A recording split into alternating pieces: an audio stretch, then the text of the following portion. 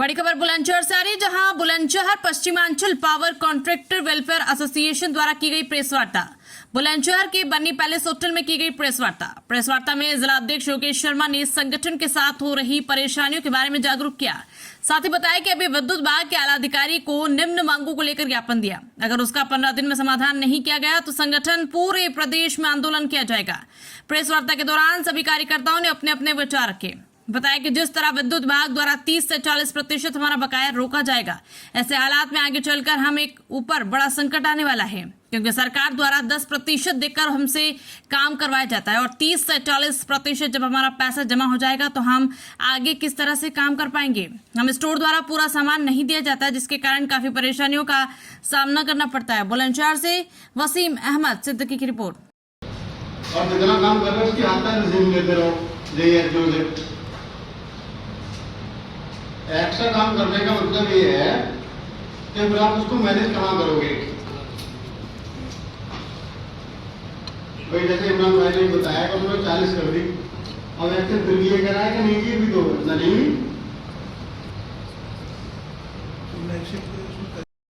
वार्ता की जा रही है, किस संबंध में की जा रही है, क्या कुछ मांगे, क्या ज्ञापन आपने दिया है? यह संगठन दिनांक 13 सितंबर 2024 को शाखा बुलंदशहर में प्रभावी हुआ, जिसको मजबूती से और सफल बनाने के उद्देश्य से सभी पदाधिकारियों का चयन हुआ। उस चयन में अपने अपने पदाधिकार अनुसार सभी लोग अपने पदाधिकार का पूर्ण तरीके। अगर एक कॉन्ट्रैक्टर है वो अपनी समस्या को लेके जाएगा तो जनरल सी बात है उसको भगा दिया जाएगा या टाल दिया जाएगा। इसीलिए एकता मजबूत करते हुए संगठन ताकि सब लोग एकजुट होकर अपनी बात रख सकें और उसका निस्तारण किया जाए। अभी फिलहाल वर्तमान में मुख्य अभियंता महोदय से वार्ता के उपरांत यह स्पष्ट हुआ कि वो लगभग 1 हफ्ते 15 दिन में इस प्रकरण में पत्राचार करते हुए कार्रवाई करें।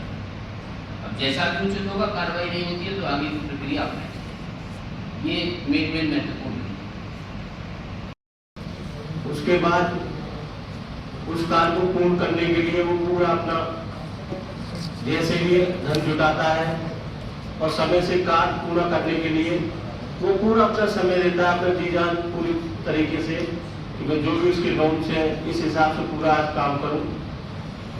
उसके बदले वो विभाग से ये चाहता है कि मुझे जो मैंने वर्क समय से कंप्लीट करा उसका भुगतान समय से मिले, जिससे वो इस कार्य को पूरा करने के लिए अगला कोई कार्य और ले सके। हमारी जो निविदाएं पूरी हो जाती है, टेंडर्स पूरे हो जाते हैं, उनके 2-2, 3-3 साल से टेंडरों के बेस में जो अर्नेस्ट मनी जमा कराई जाती है वो 3-3 साल से लंबित पड़ी हुई है।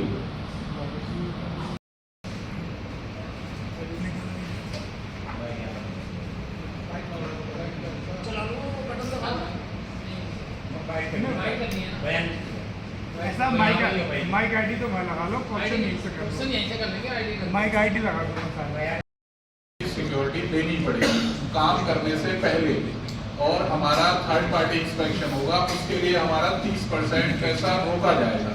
लेकिन गवर्नमेंट के नियम ये कहते हैं कि कॉन्ट्रैक्टर को केवल 10% प्रॉफिट होता है। वो प्रॉफिट 10% जो एस्टिमेट होता है उसमें 10% प्रॉफिट मिलाकर के चलते हैं। लेकिन गवर्नमेंट हमारा पैसा 30%, वो 10%, वो 40% पैसा गवर्नमेंट हमारा रोक रही है। यानी कि जो हमारी जेब का पैसा है वो भी हम गवर्नमेंट को दे रहे हैं। गवर्नमेंट हमारी आर्थिक मदद करने की बजाय हमारा पैसा ही अपने पास एक तरीके से हमारी जमा पूंजी को वो अपने पास गिरने रखवा रही है। तो ये आने वाले समय में हमारे लिए एक बहुत बड़ा आर्थिक संकट, जिससे कि इकोनॉमी पे भी हमारी इफेक्ट पड़ेगा, क्योंकि हमारी इकोनॉमी हम लोगों से रोटेट होती है। जब हमारी जेब में पैसा नहीं आएगा, वो पैसा हमारा गवर्नमेंट के पास डंप हो जाएगा, तो हम मार्केट में अपने बच्चों को क्या खिलाएंगे, अपने जो लेबर है या सब कॉन्ट्रैक्टर्स है उनको पेमेंट समय से कैसे करेंगे। तो उससे हमारी एक बहुत बड़ी आर्थिक संकट हमारे साथ आने वाला है, जिसके लिए हम सब इकट्ठा हुए हैं और इस लड़ाई को हमें लड़ना है मिल करके। धन्यवाद। उनके साथ ये आ रही है कि अभी नई प्रक्रिया लागू हुई है ईआरपी प्रक्रिया में जो पहले फिजिकल एंट्री होती थी वो बंद हो गई, अब दोबारा से शुरू करते हैं। और ईआरपी प्रक्रिया में जो बजट है उस बजट में 2024-25 का प्रावधान किया गया था। 23-24 का कोई प्रावधान नहीं है। जैसे किसी का वर्ष 2023-24 में बकाया है पैसा और वो इस समय अपने बिल लगा रहा है, तो 24-25 का उसको खत्म कर दें, अर्थात 24-25 का बजट जब खत्म हो जाएगा तो किसी के बिल नहीं होंगे, उससे सभी को आर्थिक संकट आना, जितने भी कॉन्ट्रैक्टर्स हैं। इस संबंध में हमने मुख्य अभियंता महोदय बुलंदशहर को विभिन्न बिंदुओं पर अनुरोध किया है। सबसे समस्या आ रही है कि एग्रीमेंट समय से न होना।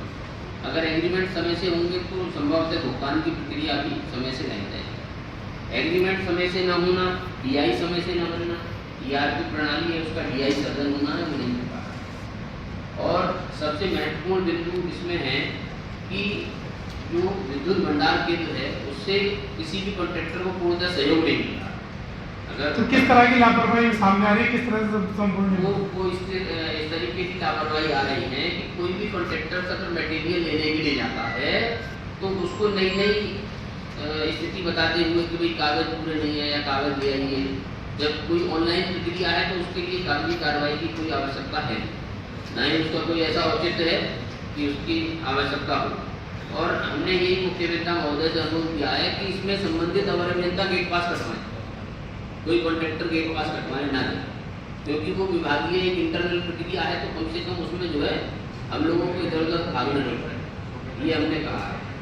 साथ ही साथ जितने अनुबंध हो रहे हैं उसमें समय से अनुबंध कॉन्ट्रैक्टर को नहीं लिए जा रहे। अगर आज अनुबंध हो जाए तो आगामी 3 दिन 4 दिन 5 दिन में मिल जाए, उसकी कॉपी नहीं मिल पा रही है, उसके संबंध में अनुरोध किया है। बहुत सारे आज जो बन्नी पैलेस में प्रेस वार्ता की गई है, किस संबंध में की गई, क्या प्रश्नावली आपकी है? दरअसल हमारे यूनियन द्वारा जो वार्ता की गई है अधिकारियों से, हमें समस्याएं आ रही थी तो कुछ कामों में कुछ अधिकारियों द्वारा टाल मटोली की जा रही है, काम नहीं कर पा रहे हैं, इसलिए हमने एक ज्ञापन दिया है बाकायदा और उसमें सारी मांगे रखी हैं हमने। जिस तरह की समस्याएं हमारे साथ आ रही हैं, जैसे स्टोर से समस्या आ रही हैं, कुछ अधिकारियों द्वारा एग्रीमेंट करा लिए गए हैं और उनके कॉपी नहीं दी गई है, जैसे इस टाइप की समस्याएं। एक हमारे ठेकेदार है श्री कृष्णा कॉन्ट्रैक्टर, उनका 1 करोड़ रुपए का भुगतान सिर्फ इसलिए रुका कि मुख्य अभियंता से परमिशन ली जानी है एक्शन द्वारा और वो नहीं ली जा रही है। इस संबंध में आपने आला अधिकारियों को जो विद्युत विभाग के आला थे उनको अवगत कराया गया? हाँ, हम पूर्व से अवगत करा चुके हैं और लेटर भी दिया गया था, उसके बाद ही ये सारी चीजें प्रक्रिया की गई हैं, क्योंकि जब समाधान नहीं होता तब फिर ये सारे कार्यक्रम करने पड़ते हैं। क्या आगे कुछ आंदोलन की कार्रवाई आगे अगर हमारी इसमें मांग नहीं की गई तो हम काम बंद करेंगे पूरे जिले बुलंदशहर का। और हमारे जो संगठन है, क्या नाम है, Paschimanchal power welfare association Bulandshahr से है, ये पूरे प्रदेश में है और इसका मैं जिला अध्यक्ष बना हूँ, सचिव जी हैं, मतलब पूरे प्रदेश में है ये। इसके राष्ट्रीय अध्यक्ष हैं त्रिलोचन जी। बुलंदशहर में जो मांगे आपकी, उनके मुख्य जो बिंदु है वो बिंदु बताइए। मुख्य बिंदु जैसे थर्ड पार्टी अभी इंस्पेक्शन हो रहा है तो उसमें कुछ खामी आ रही है, क्योंकि वो एस्टिमेट के आधार पे कर रहे हैं जबकि हमारा एग्रीमेंट किसी और चीज के लिए हुआ है, तो ये समस्या है। तो दूसरी समस्या स्टोर हाइडल स्टोर से हम नहीं चाहते थर्ड पार्टी में, नहीं, हम चाहते हैं कि थर्ड पार्टी हो, उससे हम अच्छा काम कर रहे हैं तो अच्छा दिखाई देगा, पर वो खामियां दूर हों। जो थर्ड पार्टी जिसका इंस्पेक्शन कर रही है वो एग्रीमेंट में नहीं है, वो चीज हम ये चाहते हैं। अगला नेक्स्ट जैसे हाइडल स्टोर में हमें बहुत बड़ी परेशानी आ रही है, लोगों को सामान लेने जाते हैं तो वो एक सामान एक साथ नहीं मिल पाता। दूसरी बात, उसमें कुछ कर्मचारी स्टोर के जो है चोरी करते हैं, कम तोल के देते हैं। उसके लिए हमने चाहा कि आप ओपन लिखिए और एक कांटा लगाइए जिससे तोल के लेगा। सीसीटीवी कैमरे वगैरह निगरानी में नहीं दी जाती? नहीं, वो सीसीटीवी कैमरे मटेरियल की रखवाली के लिए है, सामान देते वक्त के लिए नहीं।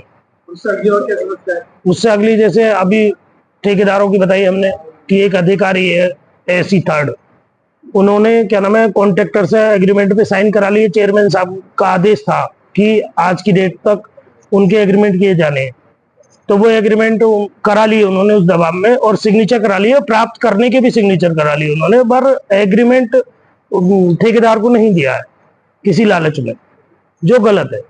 मतलब पेमेंट को लेकर भी कुछ इश्यू आपको क्या? पेमेंट की कोई दिक्कत नहीं है, सिर्फ एमबी तक दिक्कतें आ रही हैं।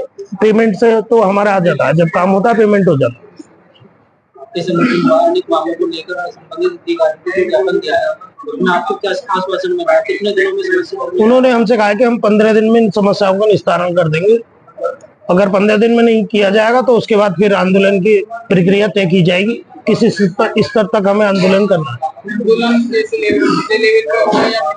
पहले जिले लेवल पे शुरुआत होगी। अगर कार्य फिर भी नहीं होता है हमारा, तो प्रदेश स्तर पे हम ठेकेदारों के कार्य बंद करने का कार्य करेंगे। सब कोई ठेकेदार कार्य नहीं करेगा।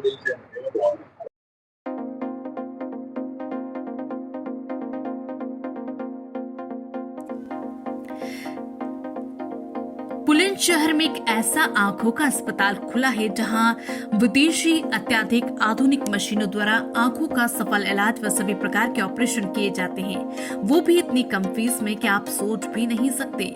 सबसे बड़ी बात है कि आंखों का ऑपरेशन मात्र 6 मिनट में, वो भी बिना इंजेक्शन लगाए किया जाता है। अब आपसे शहर में एम्स के डॉक्टर पराग त्यागी द्वारा आंखों का सफल इलाज। हम बात कर रहे हैं eigen super speciality eye hospital की, जो भूट चौराहे से पहले राणा हॉस्पिटल के सामने खुला है, जहां आपको आंखों से संबंधित सभी प्रकार के ऑपरेशन जैसे सफेद मोतियाबिंद, काला मोतियाबिंद, भंगेपन, पलकों में कमी, हमेशा के लिए चश्मा हटाना, देश के सबसे बड़े हॉस्पिटल एम्स के डॉक्टर पराग त्यागी द्वारा किया जाता है। तो देर किस बात की, अगर आप आंखों की समस्याओं से परेशान हैं तो एक बार आइजन super multinational eye hospital में जरूर आएं और अपना सही इलाज करवाएं।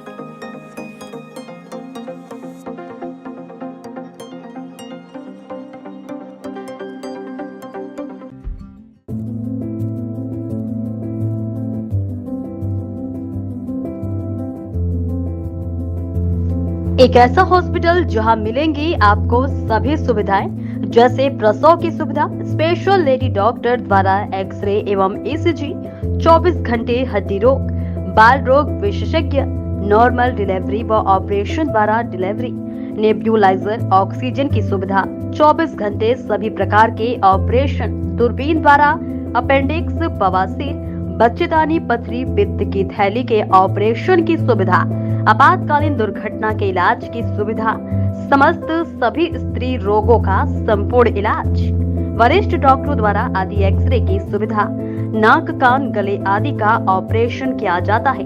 आयुष्मान कार्ड धारक को निःशुल्क इलाज की सुविधा भी उपलब्ध है। प्रत्येक बृहस्पतिवार को ओपीडी फ्री रहती है। हमारा पता है लल्ला बाबू चौराहा रोड निकट मुस्लिम इंटर कॉलेज बुलंदशहर। तो देर ना करें, जल्द आए। Meerut lifeline multinational hospital.